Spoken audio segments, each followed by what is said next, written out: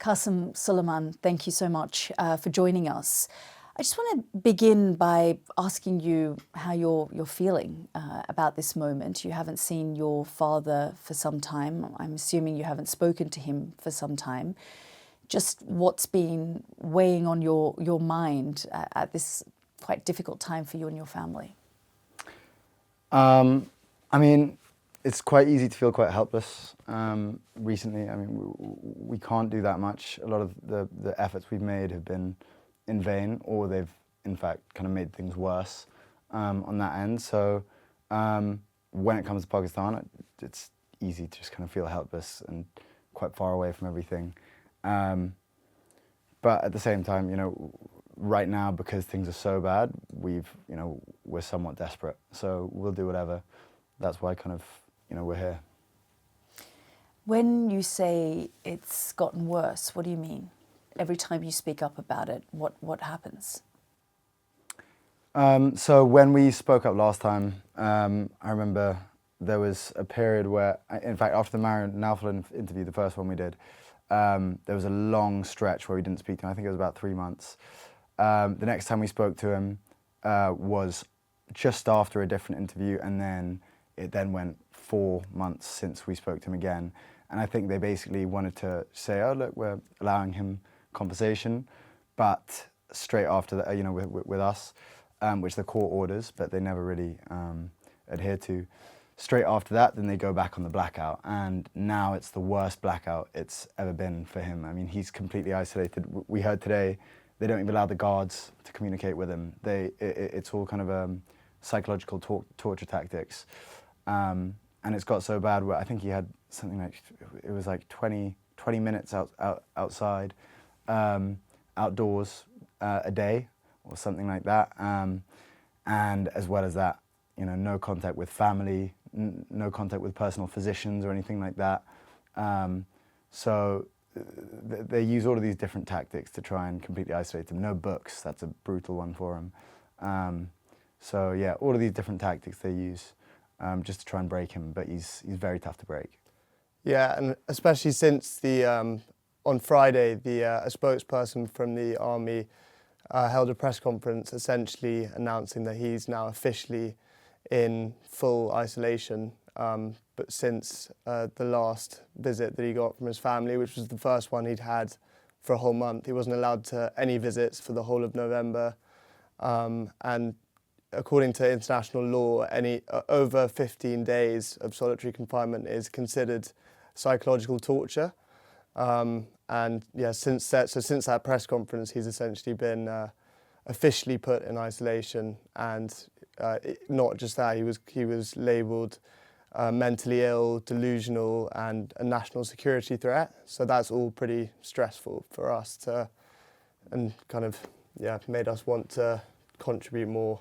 This defence minister, by the way, was lying through his teeth through the interview. I'll openly say it, because he was saying we had regular contact with our father. He was like, "Oh, come, they can come and visit." They'd said earlier that we get arrested if we go over there.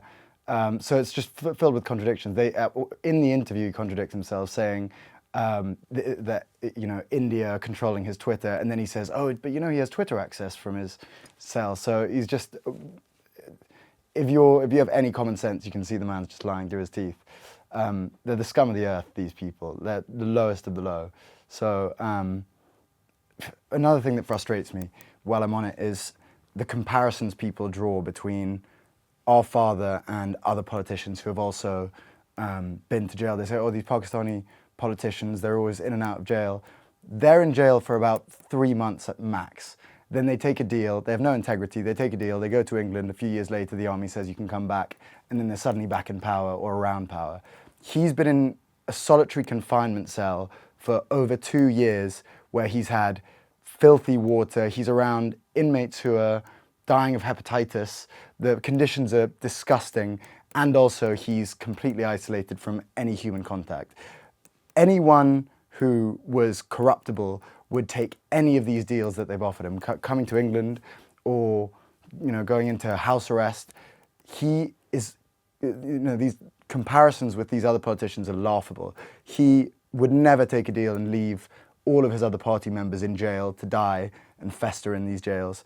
And instead, he stays in those conditions. He's happy to rot if it means that he can move towards his goal of ridding Pakistan of corruption, a goal that he has stated to us a million times. So the comparisons are infuriating, to be honest. I want to ask a little bit more about his conditions in prison. You spoke a little bit about what it's like inside, but what do you know about how he's coping in there, solitary confinement? If you can describe to us what that's like inside there and how he's doing. I mean, he's a 73-year-old man as well. Who's been shot 3 times in the past few years. He, as well as that, I mean, I said that the water's filthy, the food's nowhere near up to scratch. The only doctors he sees are these kind of military doctors. He's not able to see personal physicians or anything like that. And then also, yeah, what I said about daylight, I mean, he's inside a cell for 23 hours. I think he gets max an hour, if that. I think he was getting around 20 minutes recently. So the conditions are awful. They're not bad, they're awful. It's, it's been described as a death cell, the cell that he's in, because I think inmates who have been put on death row have been put in these small cells before with barely any light. Sometimes the electricity's been cut off. Dirty water, as Kasim was saying, and just completely substandard conditions that don't meet international law for any sort of prisoner. So what went through your minds when you saw the images of him that were circulating on social media, that perhaps he'd died or he'd been killed? There were all sorts of rumours swirling because, of course, there was no family contact, even though every Tuesday family members, based on the court, are supposed to see him and make contact with him, and they hadn't for several weeks. Yeah, incredibly stressful, obviously. Yeah, I went straight onto kind of my family group chat, because that's the only reliable source that we have on the ground in Pakistan, but even they couldn't really answer us, because they tried to reassure us by saying I'm sure they won't touch him, but they couldn't confirm anything because no one was allowed to see him for the whole month of November. So it was only a couple of weeks ago that one of my aunts was allowed to go and see him, and then since then it's been this almost official isolation that's been announced. So, and I mean, for us, it's like, I always say, like, we kind of compartmentalise quite effectively, because you have to do that if you can't kind of constantly think that your father's in a solitary confinement cell getting tortured. But I remember it's just, you go on Twitter and suddenly you see just, Imran Khan dead, his body being transferred to this. It's like, it's obviously very jarring, and it obviously pulls you out of whatever you're trying to do in your normal life, especially how helpless we are over here, not able to do much at all. So it's not ideal at all. And what did your aunt say about seeing him after that period, when that started to generate a lot of headlines and the international media got involved, the international community got involved? Suddenly she was allowed to see him again. What did she say about how he was? She reassured us that he was well, and yeah, he seemed healthy and well, but he was furious about the conditions he's being kept in, and he dictated a tweet, I think through her, or maybe, potentially through her, and I think that tweet has partly led to this reaction from the establishment to completely try and isolate him now. Yeah. I also wonder, you talked about the fact that, you guys have been warned not to come, even though the defence minister said you're welcome to come and you can visit him. Have you guys tried? Have you tried to engage with the Pakistani government to allow you to go and see your father? Yeah, we're now planning, because they said it openly, so unless they go against their word again, then we should be hopefully going in January. We applied for our visas, but we were, it hasn't come through yet. We're expecting it to come through, so we're planning a trip in January. And do you guys miss Pakistan? Going there and spending time? Loads. The whole time. The mountains was our favourite. As in, we'd go up to the mountains, we'd drive about 6 hours up from Islamabad up into the mountains, and then we'd go on these long 7-hour walks up to this place, Nathiagali, and we would it's like the most beautiful place you can imagine. With kind of, it reminds me of when you watch King Kong, that Skull Island where you have all of these massive insects. There were slugs this Oh big. my gosh. There were these wasps that didn't sting you with these big snakes. The whole thing, it's like a kind of fairy tale land. It's my favourite place, and we haven't been able to go up there in years. In about 7 years, Wow. we would go at least once a year, if not more. And if you do see him, what are you likely to say? I mean, you talk about the corrupt Pakistani politicians cutting deals. Do you think that you would say, look, you've spent this time in prison, you've done your time, perhaps look at cutting a deal? No, never, never, because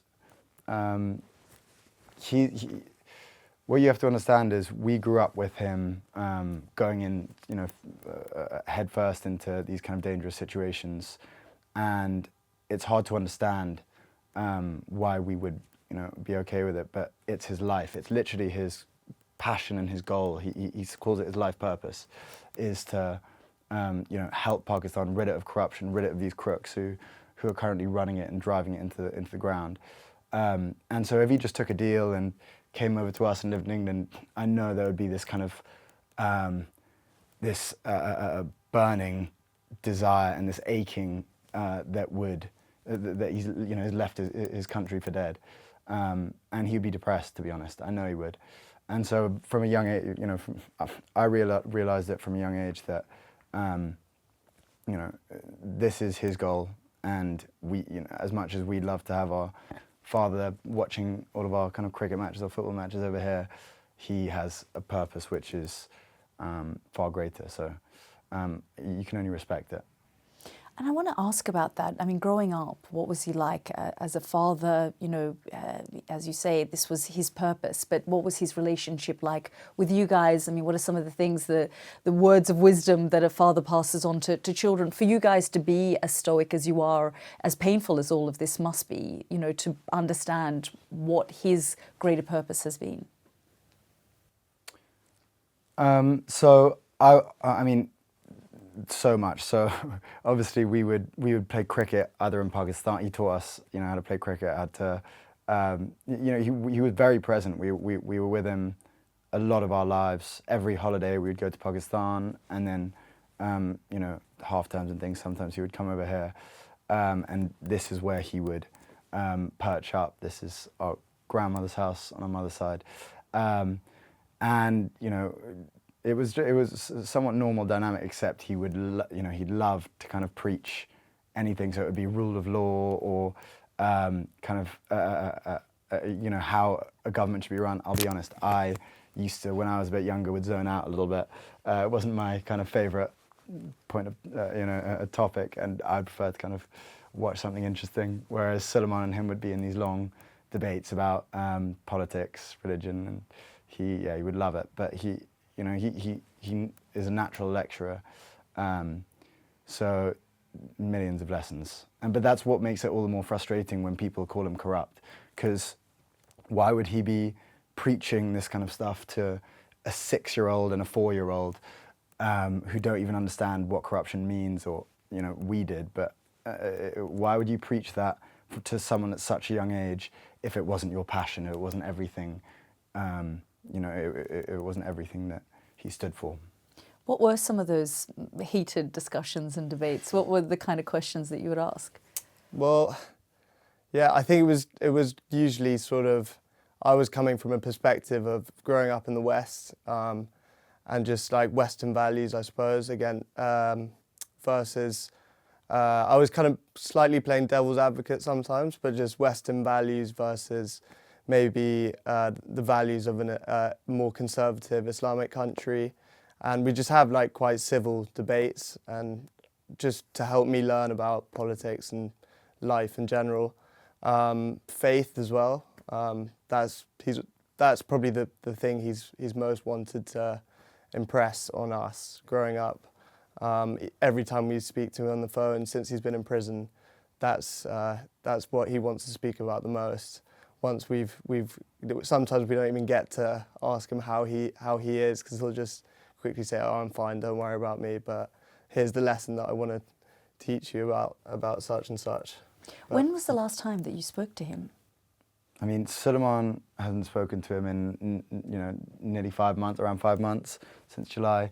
I was able to get 5 minutes in before they cut it off about 4 months ago because I dared bring up the topic of whether we'd be able to get him out of prison, like some basic conversation on strategy, and it just got cut off before Sulaiman could even join the call. So we don't speak to him at all. But one of the first things you asked earlier, kind of what we'd speak to him about, one of the first things, if it's not the first question, it's the second question, was always, how is your grandmother, whose house it is here, who he loved, tweeted that he loved her like a mother. We haven't spoken to him since she died only a couple of months ago, and I would love to speak to him about that. He called her his mother after his own mother had passed, and their relationship was so close. So I'd love to speak to him about that. This is actually where he would sit. We would always be here every time, and it would be our grandmother on that side, our father on this side, and then me and Sulaiman would just listen as they would just make each other laugh more than I would ever see him laugh. And because she was quite ridiculous. And yeah, so the memories of that are quite sad now, because obviously the positions of both of them, but it feels a bit like an empty vessel, this house. Yeah. But it's good to be back. What else would you say to him? I mean, if you could send him a message now through this, what would you say to him? I mean, at this point, it's hard not to speak, just to get desperate. I want to know how we can get him out, how we can help, because the main point is we feel so helpless at this point. But we're not allowed to speak about that, obviously. So we would, avoid the elephant in the room. And I mean, there's so much to catch up on. What we've been doing in the past 6 months, how is life with us? And he refuses always to talk about his conditions. He's like, oh, don't worry about me. How's everything? He wants to just kind of absorb as much about what we're doing as possible. So he has something to think about when he's in there. Doesn't want to dwell on, his situation. Was he critical of how you guys played cricket? He was actually quite polite. Yeah, he really wasn't. No, he wasn't at all, actually. No, he said, you either have the kind of passion to be professional and then he would push us, or if we didn't want to be, then play it for fun and enjoyment. And I think he realised it was probably the latter. That's from a charity match where me and my father actually got to bat together in a partnership. And we're about to fist bump there in the second picture. I think it's a good shot. It is a really good shot. Yeah. And how did he rate you? He was gentle. I think he was quite impressed that day, but no, he wasn't pushy at all with us. I think you hit a 4 there, about 8 years old. Nice. Yeah. Oh wow. A late cut. But he talked about that partnership a lot growing up. There's a great such a nice scorecard. moment. Yeah, there's a great scorecard where you have both of their names, S Khan, I Khan, and then me. I think I got out on a duck. Oh no, never a great batsman. No, not that interested in it. No, I struggled batting. And we're now we've gone from, maybe back then we did love it, but not to the degree that we would play it professionally. Now we're both kind of obsessed. So we play every year quite a lot. So I'd like to see, he hasn't seen me bowl or him bat in a decade or something, less maybe, about 5-6 years. You talked about feeling helpless. I mean, what do you want the international community to do now? What would you like to tell global leaders, people like Donald Trump, for example? You were both in the US recently, and we've seen the evolving relationship between Pakistan and the Trump administration. What would you want to say? I think at minimum, just to make sure that the standards of international human rights are being upheld, and right now they're clearly being violated. And democracy in Pakistan is to see how it's deteriorating, and essentially we just want to ensure that the basic human rights for our father are being respected, and Yeah, just implement the court orders, respect the court orders, and respect the rule of law, really, and allow him to see his personal physician. That's massive, obviously. Allow, basic human rights. It's those three things. And also, if possible, independent monitoring of his conditions, because we have no idea what it's like until someone goes to see him and speaks to him. So, I spoke to a representative of the Pakistani government who said to me, we don't have control over what the jail does and the jail staff and the treatment, and also brought up the 200 plus cases of corruption against him and various other cases. How do you react when you hear that from the Pakistani government? I mean, they're all crooks. They are the lowest of the low. They'll do whatever it takes, whether it's torture, whether it's disrespecting democracy and rigging an election. They'll take any sort of deal. And as you see with Donald Trump, they elected him as for the Nobel Peace Prize. They'll do whatever it takes to stay in power for wealth and for control. It's the current government and the army they're laughable, and it's very, very clear to see how corrupt they are if you do the slightest digging. So there's not much you can say other than they're just it's a crooked system run by crooked people. Yeah, it's not even digging really. It's the international. I think the international media it's been pretty widely reported that the previous elections in February 2024 were rigged. Their mandate, it's not PTI's mandate was essentially stolen. The UN. Everyone knows who the most popular leader in the country is. Yeah. And the UN, Amnesty International have all called it an arbitrary detainment. It's right there in front of us. Yeah, as someone said, it's not digging. It's just reading any of the articles. So yeah. And I'll get to the UN Special Rapporteur's latest report in a moment, but I want to ask a little bit more about the fact that the army chief, Asim Munir, they changed the constitution. He's given himself a lifetime amnesty and, immunity. I just wonder, Imran Khan, if he becomes aware of all of these changes, and he may be aware, it's hard to know, what he would be thinking about all of these shifts and changes that we're seeing now in Pakistani politics. I don't think he'd be surprised at all, because I think it's quite clear that it was heading towards basically what it is now, which is a military dictatorship in everything but name. So I think he probably knows about this already, and part of the reason he's being silenced and isolated is because they know that he's inevitably not going to stand for this and going to kick up a fuss about these amendments.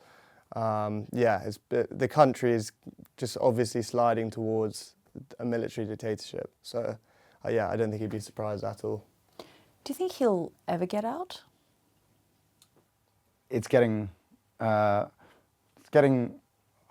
harder to see a route out at this point. We try and have faith, but at the same time, right now the conditions are getting worse. The people in power are becoming more entrenched, as you say. So it's very hard to see a way out, and a lot of the people we speak to, the kind of advisors, are seeming less and less confident every time we speak to them. So we're now worried we might never see him again. It's good to see this defense minister say, "Oh, welcome, come," because now we actually, we have that recorded. We can go over there and hopefully we can see him. But I still have my doubts. And also the fact that he's not the sort of person who's going to make any compromises or cut a deal. So, at the moment that looks like the only easy route out. But I think international pressure is always an effective way of forcing change in these situations. I wonder on messages, what you would say firstly to the Pakistani government, and what would you say to the Pakistani people? Because, you know, many say that they are too held hostage by corrupt governments and these authoritarians who are changing their constitution, and it's going down a slippery slope of authoritarianism. I would say to keep the faith and to keep making noise, even though the government and the establishment are trying to scare them into silence as much as possible. Peacefully protest if you can, and just don't allow yourself to be sort of browbeaten by this essentially dictatorship now. I've spoken to your aunt as well, Imran Khan, and she talked about the fact that she isn't able to see her brother, but the treatment of his sisters has also been quite horrendous, where they've been left outside the prison. They haven't been allowed in. You know, they try and go every Tuesday. What are they saying to you guys about, you know, the treatment that they're getting? I think one of our aunts was manhandled a few weeks ago when she tried to go to see our father on one of the Tuesdays that they're mandated to see him. They're never really allowed. It's once every now and again that they're allowed in. And it's never usually all of them. It's one random one, at any time. So, and I mean, you say manhandled. One was dragged through the streets by their hair. They were sprayed with water cannons recently. That's the most recent one. So, and these are kind of, you know, they're not kind of young women. That these are my aunties who are being kind of brutally treated. So they're not beyond any kind of depravity. As you say, you're stuck between a rock and a hard place in terms of how much you can do in terms of your activism. You have lobbied the UN, and the Special Rapporteur has put out a very strong statement condemning his solitary confinement and saying it's against international law. What next for you guys in terms of what you do, you know, along these lines to try and get the word out there? I think more media like this to spread the word, and also we're looking to do more advocacy, to do trips maybe to Brussels or Geneva in January to speak to politicians and officials about this situation. And just get the bare minimum goals, which are basic human rights, to try and make sure those are upheld. And I guess finally, you know, you talk about when you were little, 4 and 6, the conversations that your father had with you. As you were growing up, did you think you would ever be in this position, lobbying for his release from prison? Because of course, the path that he was going down was always a dangerous path. You know, there has been no leader of the country, a Prime Minister of Pakistan, who hasn't spent time in prison since the creation of the state. It's always been that murky relationship between civilian government and the military and the intelligence agencies of the country. Did you think that you would be faced with this day? Yes, probably, realistically, because we spent, you know, he especially, my brother, spent a lot of time asking him not to go into politics when there were kind of these dangerous characters killing people consistently. Except there's one really important thing that I want to clarify on that. You know, everyone says, oh, you know, all of these Pakistani politicians, they go to prison. This is just completely different. They're not all tortured in solitary confinement cells and staying there for, you know, upwards of 2 years. It's a completely unique situation, and it's the first time someone with integrity has been put in prison. What do you think they're afraid of? Popularity, yeah. Yeah. He's the most popular person in the country by a landslide. So the moment he's out, there's no chance they'll hold on to power. So they're desperately clinging on to it, however they can. Kasim, Sulaiman, thank you both for joining me. Thanks so much. Thanks, Yalda. Thank you.